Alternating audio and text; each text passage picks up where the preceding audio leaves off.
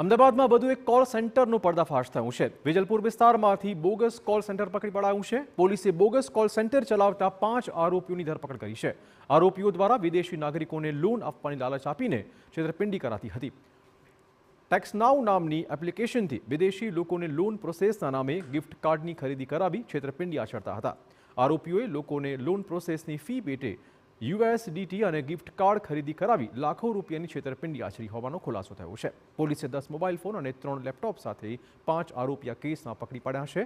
ઝડપાયેલ મુખ્ય આરોપી શહેજાદ પોતાના ઘરમાં જ ભાગીદારીમાં માણસો રાખીને આ કોલ સેન્ટર ચલાવતો હતો। મુખ્ય આરોપી અગાઉ રાજસ્થાનમાં પણ કોલ સેન્ટર ચલાવી ચૂક્યો છે।